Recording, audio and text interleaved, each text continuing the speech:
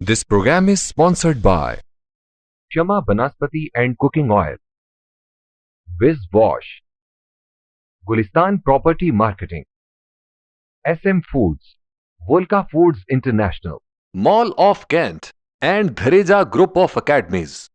बिस्मिल्लाहिर्रहमानिर्रहीम। नाज़रीन, मैं engineer Mumtaz Ahmad Khan, साबिक़ director Kalabagh directorate, एक आबी माहिर की हैसियत से मक्स स्पेशल प्रोग्राम में आज फिर आपकी खिदमत में हाजिर हूँ। नाज़रीन, जैसा कि आप जानते हैं कि इससे कबल पाकिस्तान के आबी मसाइल पर हम काफ़ी सारे मौज़ूआत पर, काफ़ी सारे पहलुओं पर मैं आपसे गुफ्तगू कर चुका हूँ। आज इसी हवाले से, पानी के हवाले से ही एक और अहम मौज़ू पर मैं आज आपसे गुफ्तगू करने जा रहा हूँ, और वो मौज़ू है कि कौमों और मुल्कों की तरक्की में डैम्स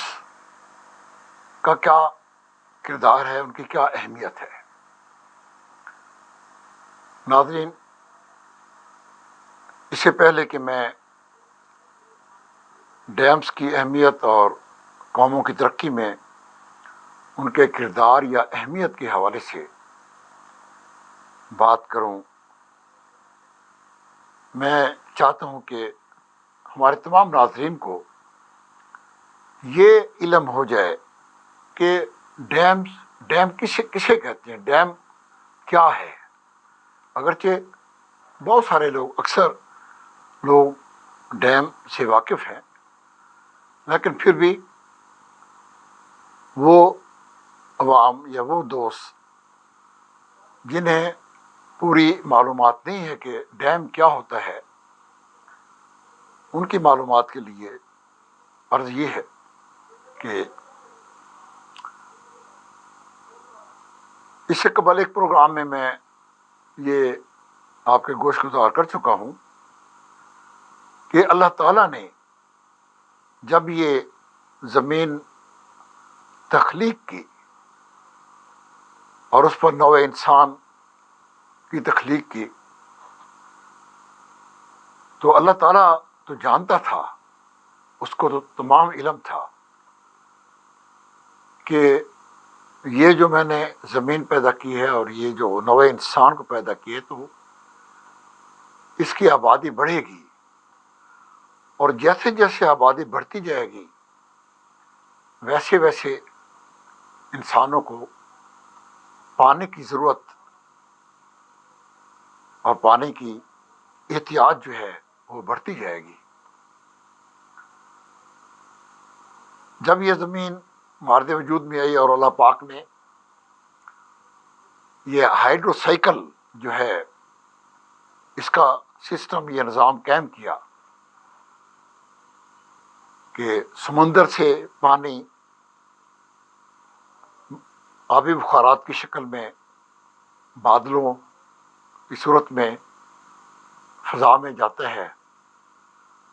और फिर फ़ज़ा के टेम्परेचर में वहाँ की जो एनवायरनमेंट है उसमें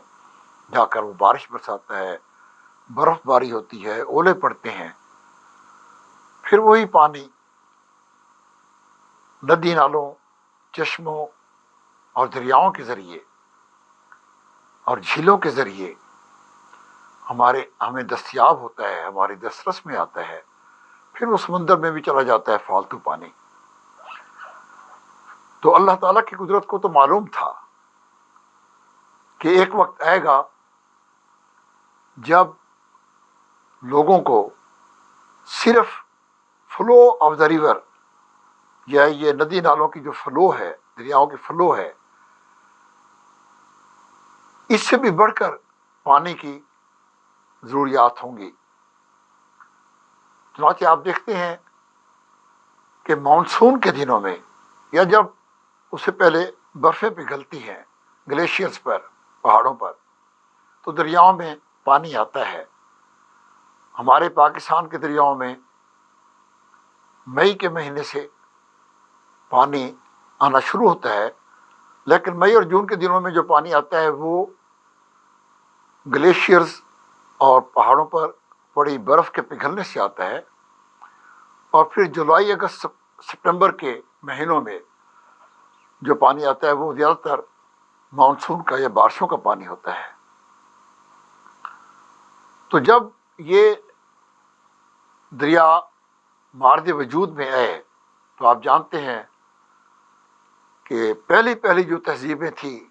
چاہے وہ مصر کی تہذیب تھی، چاہے وہ میسوپوٹیمیا کی تہذیب تھی، چاہے وہ موہنجو داڑو کی تہذیب تھی، یا اور بھی جو انسانی تہذیبیں ہیں، اور تمام آج بھی آپ دیکھیں جو بڑے بڑے شہر ہیں وہ ان کی ابتدا دریاؤں کے کنارے ہوئی، کیونکہ پانی زندگی ہے، پانی سے ہی زندگی ہے. اور جہاں پانی اویلیبل تھا، جہاں پانی دستیاب تھا، وہیں انسانی تہذیبوں نے اور انسانی بستیوں نے جو ہے وہ ان کی تخلیق ہوئی ہے، وہ مارد وجود میں آئیں. بعد میں وہ شہر بڑے بڑے شہر بن گئے.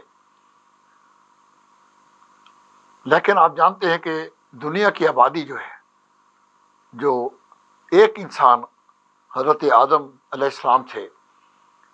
شروع ہوئی، اور آج تقریباً 7 ارب کے قریب انسان اس کرۂ ارض پر جو ہے وہ آباد ہیں. اور لیکن جو پانی ہے، جو میٹھا پانی ہے، جسے ہم سافٹ واٹر کہتے ہیں، اس کی مقدار، اس کا والیوم بالکل آج تک وہی ہے جو آج سے لاکھوں کروڑوں سال پہلے اس زمین کے اور اس ہائیڈرو سائیکل کے مارد وجود میں آنے کے وقت جو اس کا کوانٹم تھا، جو اس کی مقدار تھی سافٹ واٹر کی، اس میں کوئی نہ کمی آئی ہے، نہ اس میں کوئی اضافہ ہوا ہے. تو اللہ تعالیٰ کو تو اس کا بخوبی علم تھا کہ جب آبادی بڑھے گی تو دریاؤں میں جب مانسون ہوگی، جب برف پگھلے گی، تب تو دریاؤں میں پانی اویلیبل ہوگا، جیسا کہ ہمارے دریاؤں میں ہوتا ہے. مئی سے فلو شروع ہوتی ہے دریاؤں میں، اور ستمبر تک 4 یا 5 مہینے ہمارے دریاؤں میں پانی اویلیبل ہوتا ہے. اس دوران جب زیادہ بارشیں ہو جائیں تو سیلاب بھی آ جاتے ہیں، طغیانی آ جاتی ہیں، تباہی ہوتی ہے کافی ساری. لیکن سال کے تقریباً 7-8 مہینے ایسے ہوتے ہیں کہ جب نہ برف پگھل رہی ہوتی ہے اور نہ ہی مانسون ہوتی ہے، تو دریاؤں میں پانی بہت کم ہو جاتا ہے، دریا تقریباً خشک ہو جاتے ہیں. تو قدرت کو تو یہ معلوم تھا کہ اس ہائیڈرو سائیکل میں انسانوں کی جو ضروریات ہیں پانی کی، وہ تو سارا سال رہیں گی، وہ تو 12 مہینے رہیں گی. خاص طور پر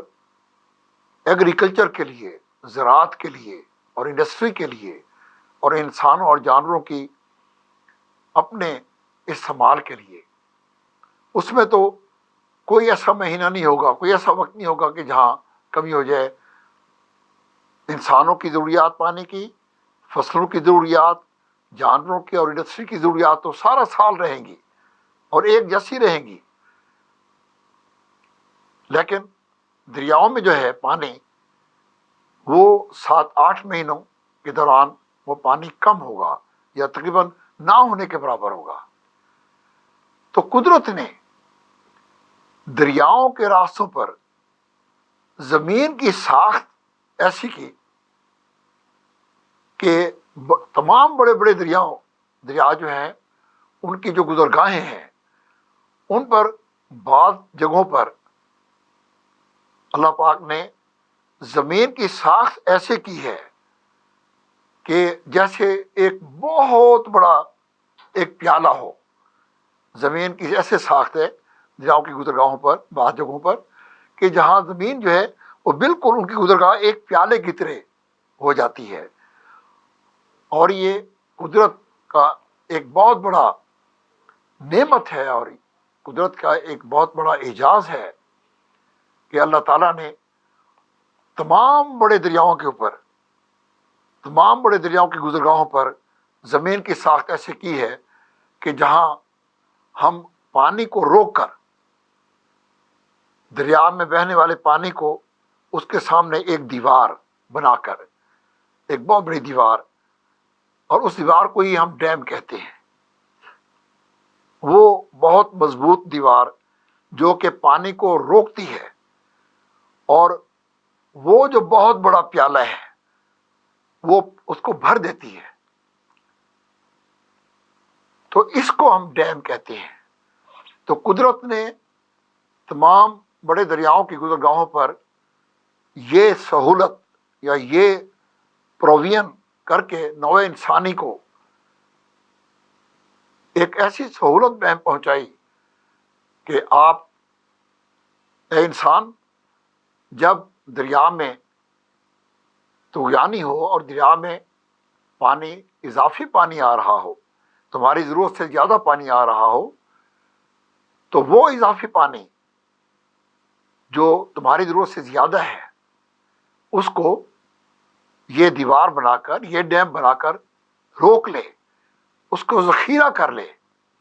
اس بہت بڑے پیالے میں، جو وہ پیالہ میں نے تمہیں دیا ہے۔ اس لیے کہ سال کے ان دنوں میں، ان مہینوں میں، 7-8 مہینوں میں، جب دریا میں پانی نہیں ہوگا، دریا میں بہت کم پانی ہوگا، لیکن تمہاری ضروریات تو کم نہیں ہوں گی، تو اس پانی کو استعمال کر ان دنوں کے لیے۔ چنانچہ جو ڈیم ہے، ڈیم کا مطلب بالکل ایسے ہی ہے جیسے کہ ایک بینک ہوتا ہے۔ ایک بینک میں جب ہمیں تنخواہ ملتی ہے، جب تو اپنی ضرورت سے زیادہ یا اس میں سے کچھ بچت کر کے ہم بینک میں پیسہ جمع کروا دیتے ہیں، تاکہ اس وقت، اس ایمرجنسی کے لیے، جب کوئی ایمرجنسی ہو، بچوں کی شادی ہو، کوئی بیماری ہو، کوئی فنکشن ہو، تو اس کے لیے ہمارے پاس پیسہ دستیاب ہو، تو وہ ایک بینک میں ہم وہ پیسہ رکھ دیتے ہیں۔ ڈیم بھی بالکل ایک واٹر بینک ہے کہ جب دریاؤں میں سال کے ان مہینوں میں جب مانسون ہوتی ہے یا برفیں پگھلتی ہیں اور پانی زیادہ ہوتا ہے، تو اس پانی کو ہم ذخیرہ کر لیتے ہیں، بجائے اس کے کہ وہ پانی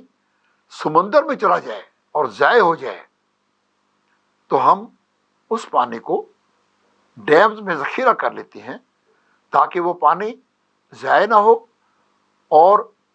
سال کے ان دنوں میں کہ جب ہمیں پانی کی ضرورت ہو اور دریاؤں میں پانی نہ ہو، تو ہم اس پانی کو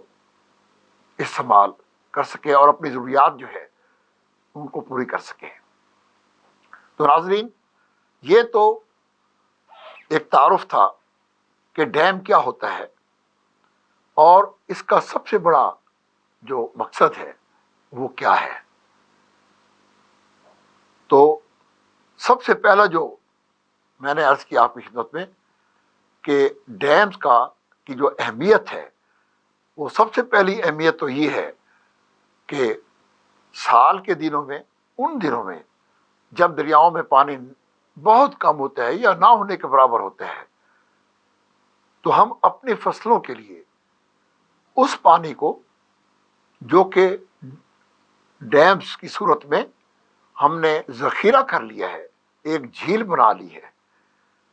اس پانی کو ہم پھر سال کے باقی مہینوں میں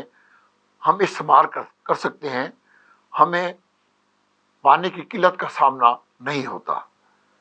اور نہ ہی ہمیں، اگر ہم ڈیم بنا لیں اور ہماری ضرورت کے مطابق ان میں پانی اکٹھا ہو جائے، جمع ہو جائے، ذخیرہ ہو جائے، تو ہمیں اس کی بھی ضرورت نہ رہے کہ ہم اپنی فصلوں کے لیے ہمیں ٹیوب ویل چلانے پڑیں، کیونکہ ٹیوب ویل کا پانی جو ہوتا ہے، اول تو وہ اتنا زرخیز نہیں ہوتا، اس پانی میں وہ زرخیزی نہیں ہوتی، وہ طاقت نہیں ہوتی جو کہ دریا کے پانی میں ہوتی ہے۔ اور دوسری بات یہ ہے کہ ٹیوبویلس کا جو پانی ہوتا ہے وہ بہت مہنگا پڑتا ہے، 12 سے 15 گنا زیادہ اس پانی کی قیمت پڑتی ہے جو کہ قیمت ہم دریا کے پانی کی ادا کرتے ہیں۔ تو ناظرین، سب سے بڑی جو اور سب سے اہم جو ڈیمز کا جو فائدہ ہے، جو ہماری ترقی میں جو اس کا کردار ہے، اس کی اہمیت ہے، وہ یہ ہے کہ ہماری زراعت، ہماری انڈسٹری، انسانوں، جانوروں کی کنزمپشن کے لیے، ان کی جو زندگی کا نظام ہے اس کو برقرار رکھنے کے لیے جو ہمیں پانی کی ضرورت پڑتی ہے، وہ پانی ڈیمز ہمیں مہیا کرتے ہیں۔ ڈیمز کا جو دوسرا فائدہ ہے وہ یہ ہے کہ دنیا میں آپ جانتے ہیں کہ بجلی پیدا کرنے کے کئی ذرائع ہیں، اور آپ یہ بھی جانتے ہیں کہ آج کے دور میں بجلی کے بغیر ترقی کا تصور ہی نہیں ہے، بلکہ ترقی تو آپ ایک طرف رکھیں، ہمارے عام جو رہن سہن ہے، جو ہمارے روزمرہ کی جو زندگی ہے گھر کے اندر، ہر ایک چیز اب تو ہماری زندگی کا مکمل طور پر انحصار بجلی پر ہو گیا ہے۔ ہمارے چولہوں سے لے کر ہمارے پنکھوں، ہمارے ایئر کنڈیشنرز، ہماری بجلی کی استری، ہماری موٹریں، سب کچھ اس بجلی پر سب کا انحصار ہے۔ اور بجلی اگر 1 گھنٹے کے لیے بھی چلی جائے تو خاص طور پر گرمیوں کے دنوں میں آپ دیکھیں کہ زندگی کتنی پریشان کن ہو جاتی ہے۔ اور یہ تو ہماری روزمرہ کی زندگی ہے، روزمرہ کے معمولات ہیں جو کہ بجلی سے بہت افیکٹ ہوتے ہیں۔ لیکن جہاں تک ہماری انڈسٹری کا تعلق ہے، اور اگر ہمارا انحصار ٹیوبویلوں پر ہے اپنی ایگریکلچر کے لیے، تو آپ دیکھیں کہ اگر بجلی نہ ہو تو نہ ہماری انڈسٹری چل سکتی ہے اور نہ ہی ہمارے ٹیوبویل چلیں گے، تو ہماری معیشت کا پہیہ بالکل جام ہو جائے گا۔ یہ ہے بجلی کی اہمیت قوموں کی اور ملکوں کی ترقی میں۔ اور یہ جو ڈیمز ہیں، ڈیمز دنیا میں بجلی پیدا کرنے کا سب سے سستا ذریعہ ہے۔ جب ہم ڈیمز میں سے پانی چھوڑتے ہیں اپنی ضروریات کے لیے، دوسری ضروریات کے لیے، ایگریکلچر کی ضروریات کے لیے، انڈسٹری کی ضروریات کے لیے، جب ہم وہ پانی ڈیمز میں سے چھوڑتے ہیں تو اس پانی کے پریشر سے، اس کے دباؤ سے ٹربائن چلتی ہیں، اور ٹربائن کے ساتھ پھر جڑے ہوئے جو جنریٹرز ہیں وہ چلتے ہیں، جس سے سستی ترین بجلی پیدا ہوتی ہے۔ میں آپ کو یہ بتانا چاہتا ہوں کہ بجلی پیدا کرنے کے تو کئی ذرائع ہیں۔ اب کوئلے سے جو بجلی پیدا ہوتی ہے وہ تقریباً جو پانی سے، جو ڈیم سے پیدا کی ہوئی بجلی ہے، اس کا تقریباً 10 گنا، 8 سے 10 گنا اس کی کاسٹ پڑتی ہے، جنریشن کاسٹ۔ جو ہم آئل سے بجلی پیدا کرتے ہیں وہ تقریباً 15 سے 18 گنا مہنگی پڑتی ہے اس بجلی سے جو کہ ہم پانی سے پیدا کرتے ہیں۔ بالکل اسی طریقے سے گیس سے جو ہم بجلی پیدا کرتے ہیں وہ بھی تقریباً 18 سے 20 گنا جو ہے وہ مہنگی پڑتی ہے اس بجلی سے جو ہم پانی سے پیدا کرتے ہیں۔ ایٹمی جو بجلی ہے، جو ہم ایٹمی طاقت سے جو ہم بجلی بناتے ہیں، وہ تو تقریباً 30 سے 35 گنا مہنگی پڑتی ہے اس بجلی سے جسے ہم ہائیڈل پاور کہتے ہیں. تو آپ دیکھیں کہ ڈیم سے ہم جو بجلی پیدا کرتے ہیں وہ بجلی آج بھی پاکستان کے منگلا اور تربیلا اور غازی بروتھا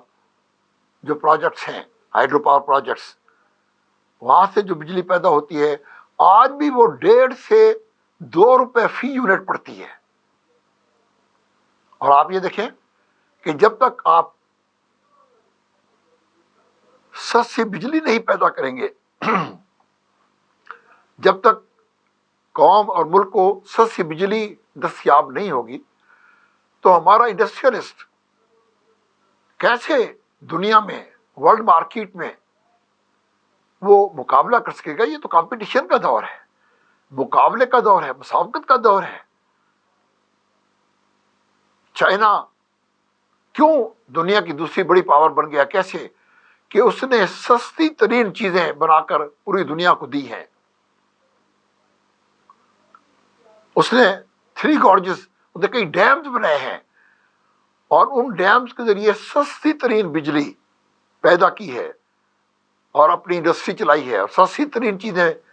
جو ہیں وہ مہیا کی ہیں. اور دنیا کو اب آپ دیکھیں کہ وہ دنیا کی دوسری سب سے بڑی پاور بن گیا ہے. کس وجہ سے؟ کہ اس میں ایک اہم فیکٹر جو ہے وہ یہ سستی ترین بجلی جو ہے وہ ایک اہم فیکٹر ہے. تو یہ جو سستی ترین بجلی ہے یہ ڈیمز سے ہی حاصل ہو سکتی ہے. اور ہمارے پاکستان میں آپ یہ دیکھیں کہ یہ بدقسمتی کی بات ہے کہ ہماری جو اس وقت پاکستان کی جو پیک جو ضرورت ہے بجلی کی، جو کہ جون جولائی کے مہینے میں آپ جانتے ہیں کہ بہت سخت گرمی ہوتی ہے، تو اس میں پنکھے بھی چلتے ہیں، ایئر کنڈیشنر بھی چلتے ہیں، ٹیوب ویل بھی چلتے ہیں، موٹریں بھی چلتی ہیں، انڈسٹری بھی چلتی ہے. تو بجلی کی کھپت اور بجلی کی ڈیمانڈ جو ہے وہ پیک پر پہنچ جاتی ہے. اور ہمارے پاکستان کی جو ضرورت ہے، پیک جو ڈیمانڈ ہے بجلی کی، وہ تقریباً 22,000 میگا واٹ ہے پورے پاکستان کی. اگر 22 یا 23,000 میگا واٹ بجلی اگر ہم جنریٹ کرتے رہیں تو 1 منٹ کی بھی لوڈ شیڈنگ کی ضرورت نہیں پڑتی. ہماری انڈسٹری بھی چلتی رہے گی، ہمارے ٹیوبل بھی چلتے رہیں گے، ہمارے ایئر کنڈیشنر بھی چلتے رہیں گے، تمام ضروریات پوری ہوتی رہیں گی. لیکن آپ دیکھیں ہماری حکومتوں کے، ہمارے حکمرانوں کی نااہلی کہ 23,000 کی ہماری ضرورت ہے، لیکن ہم اس وقت یہ جو ہمارے 2 ڈیمز ہیں منگلا تربیلا اور غازی بروتھا، یہ جو ہائیڈرو پاور ان ڈیم سے اور وہ ہائیڈرو پاور پروجیکٹ ہے، ان سے ملا کر ان تینوں جو یونٹس ہیں ان کو ملا کر تقریباً 6,500 میگا واٹ بجلی پیدا ہوتی ہے. یہ کیپیسٹی ان کی، اور یہ اس وقت پیدا ہوتی ہے جب ہمارے ڈیمز مکمل بھر جائے، پورا پانی ان میں اویلیبل ہو، تو تقریباً 6,500 میگا واٹ ہم بجلی پیدا کر سکتے ہیں یہاں سے، جبکہ ہماری جو ضرورت ہے وہ 23,000. تو یہ دیکھیں کہ 17,000 تقریباً میگا واٹ جو ہے وہ ہم ان ذرائع سے جو تھرمل ہیں، جس میں کوئلہ ہے، گیس ہے، آئل ہے اور نیوکلیئر انرجی ہے، ان سے جو ہم 2/3 جو بجلی ہے وہ ہم ان ذرائع سے پیدا کر رہے ہیں جو کہ مہنگے ترین ہیں. اور مہنگے ترین ہونے کی وجہ سے ہمارا جو کسان ہے وہ انتہائی مہنگا پانی اپنے فصلوں کو دے رہا ہے. ہمارا جو انڈسٹریلسٹ ہے وہ انتہائی مہنگی بجلی سے اپنی پیداوار حاصل کر رہا ہے، جس کی وجہ سے ہمارا جو کسان ہے اس کی پیداواری لاگت بہت بڑھ گئی ہے، اور ہمارے انڈسٹریلسٹ کی جو ہے پیداواری لاگت بہت بڑھ گئی ہے، اور وہ دنیا میں مسابقت اور مقابلے کا اہل نہیں رہا۔ اور یہی وجہ ہے کہ ہماری معیشت جو ہے وہ ترقی نہیں کر پا رہی۔ پچھلے تقریباً 30-40 سال تھے۔ تربیلا ڈیم 1975 میں کمیشن ہوا، لیکن اس کے بعد آج تک ہم نے ایک بھی ڈیم نہیں بنایا، جبکہ آپ کی اطلاع کے لیے یہ بھی عرض ہے کہ ہمارے دریاؤں پر اگر ہم وہ ڈیمز جو کہ قدرت نے جن کی سائٹس ہمیں دی ہیں، اگر ہم وہ تمام ڈیمز اگر بنا لیں تو 50,000 میگا واٹ بجلی ہم پیدا کر سکتے ہیں صرف اپنے ڈیم سے، جبکہ ہم کتنی کی پیدا کریں؟ 6 یا 6,500۔ تو ناظرین، ڈیمز کا دوسرا جو بڑا فائدہ ہے وہ یہ ہے کہ ہمیں سستی ترین بجلی ہمیں حاصل ہوتی ہے، جو کہ ہماری ایگریکلچر کے لیے، ہماری ایگریکلچر پروڈیوس کے لیے اور ہمارے انڈسٹریل پروڈیوس کے لیے انتہائی ضروری ہے۔ ڈیم کا جو تیسرا بڑا فائدہ ہے وہ یہ ہے کہ سیلابوں کی تباہ کاری سے بچنے کا یہی سب سے مؤثر ذریعہ ہے۔ آپ کو یاد ہوگا پاکستان میں 1973 میں بہت بڑا سیلاب آیا تھا تمام دریاؤں میں، تقریباً راوی میں، چناب میں، جہلم میں، ستلج میں بہت بڑی تباہی ہوئی تھی۔ پھر 1980-81 میں، 1978-79 میں، 1981-82 میں، پھر 1992-93 میں، 1995-96 میں بڑے بڑے سیلاب آئے، اور ان کی وجہ سے پھر 2010 میں ایک بہت بڑا سیلاب آیا۔ وہ تو آپ کو یاد ہوگا، یہ آج سے 10-11 سال پہلے کی بات ہے، اور آپ کو یاد ہوگا کہ اس سیلاب نے جو 2010 میں آیا تھا اس نے تقریباً ہماری معیشت کو 2 کھرب روپے کا نقصان پہنچایا تھا۔ تقریباً 2.5 سے 3,000 کلومیٹر کی جو سڑکیں تھیں وہ تباہ ہو گئی تھیں، بہہ گئی تھیں، ہزاروں مکان بہہ گئے تھے، مویشی بہہ گئے تھے، 2,000 سے زیادہ انسان جو ہے وہ بہہ گئے تھے، اور لاکھوں ایکڑ پر کھڑی جو فصلیں ہیں وہ تباہ ہو گئی تھی، اور وہ ریلا جو ہے 53-54 بلین ایکڑ فیٹ کا وہ جو ریلا وہ تباہی مچاتا ہوا سمندر میں چلا گیا تھا۔ اگر اس وقت ہمارے پاس، میں ایک انجینئر ہونے کی حیثیت سے میں آپ کو یہ بتانا چاہتا ہوں کہ اگر ہمارے پاس منگلا اور تربیلا کے علاوہ 3 یا 4 ڈیم ہم نے اور بھی بنا لیے ہوتے تو 2010 کی وہ تباہی جو آپ کو یاد ہوگی وہ تباہی کبھی بھی نہ ہوتی، یا ہوتی تو بہت کم ہوتی۔ تو ناظرین، یہ ہے وہ تیسرا بڑا فائدہ جو کہ ڈیم سے ہوتا ہے، اور جس سے ملکوں اور قوموں کی معیشت کو سہارا ملتا ہے۔ پھر جب ہم اس پانی کو روکتے ہیں، جب ڈیمز بناتے ہیں، اور آپ جانتے ہیں کہ ڈیم کی جو جھیلیں ہوتی ہیں وہ سینکڑوں مربع میل بہت بڑی بڑی جھیلیں ہوتی ہیں، تو جب وہ پانی وہاں ذخیرہ ہو جاتا ہے تو اس سے ہمارے جو زیرِ زمین جو پانی کی جو ریزرویر ہے، جو اللہ تعالیٰ نے ہمیں وہ خزانہ دیا ہوا ہے، اور جسے ہم ٹیوبویلوں کے ذریعے ہم اس کو خالی کرتے رہتے ہیں، تو یہ جو ڈیمز ہیں ان کی جھیلوں کے ذریعے پانی زمین میں سے رس رس کر وہ ہماری جو گراؤنڈ واٹر جو ہماری ریزرویر ہے وہ جو ہے اس کو ریچارج کرتا رہتا ہے۔ یہ चौथा फायदा है जो कि डैम्स का होता है। पांचवा फायदा ये है कि चूंकि ये बहुत बड़ी बड़ी झीलें होती हैं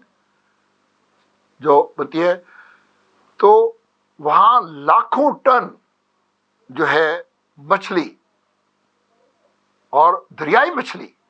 बेहतरीन मछली, आप उसकी पैदावार हासिल कर सकते हैं उन झीलों के जरिए, जो कि अरबों खरबों की जो है पूरे अपने मुल्क के अंदर नहीं बल्कि मुल्क से बाहर, क्योंकि मछली एक ऐसी ग़िज़ा है जो कि पूरी दुनिया में बड़े शौक से खाई जाती है। बेहतरीन ग़िज़ा है, सबसे अहम, मटन और बीफ से भी बढ़कर मैंने पूरी दुनिया देखी है, हर मुल्क में मछली जो है वो बड़े शौक से खाई जाती है। तो अगर हम डैम बनाएंगे तो अरबों खरबों डॉलर की हम जो है मछली पैदा करके और वो हम दुनिया को मुहैया कर सकते हैं और अपनी मईशत को बढ़ा सकते हैं। और सिर्फ यही नहीं बल्कि इन झीलों के इर्द गिर्द बेहतरीन तफरीही पार्क जो हैं वो लोगों ने, उन मुल्कों ने बनाए हैं जहां डैम बनाए हैं लोगों ने जो तरक्की याफ्ता मुल्क हैं, और वहां सियाहत से, क्योंकि वहां जो गेम्स होती हैं, एक्वेटिक स्पोर्ट्स होती हैं झीलों के अंदर, झीलों के इर्द गिर्द ऐसी डेवलपमेंट हुई है कि लोग सैर व तफरीह के लिए, पिकनिक मनाने के लिए वहाँ सैर व सियाहत को उन्होंने फ़रोग दिया है और उससे अरबों डॉलर कमा रहे हैं। तो भाइयों बहनों बुजुर्गों, आप ये देखें कि डैम जो है ये ये जो है डैम साइट जो है ये अल्लाह ताला की बहुत बड़ी नेमत है, और डैम्स का जो बनाना है किसी मुल्क की मईशत के लिए, किसी कौम की तरक्की के लिए इंतहाई अहम ये एक ज़रिया है, ये एक वसीला है। लेकिन अफसोस कि हम पाकिस्तान के अंदर, अब मैं इस अपनी जो टॉक का जो दूसरा हिस्सा है उसमें मैं बताऊंगा कि इस हवाले से हम कहाँ खड़े हैं, कुदरत ने हमें कितने पोटेंशियल दिया है, लेकिन हमने अपनी तरक्की के लिए इस कुदरत के इस वसीले को कितना इस्तेमाल किया है। तो इस पहले हिस्से से इंजीनियर मुमताज़ अहमद खान बक्स स्पेशल प्रोग्राम से आपसे इजाज़त चाहता है। अस्सलाम वालेकुम। This program is sponsored by Shama Banaspati and Cooking Oil, Wiz Wash, Gulistan Property Marketing, SM Foods, Volca Foods International, Mall of Kent and Dhareja Group of Academies.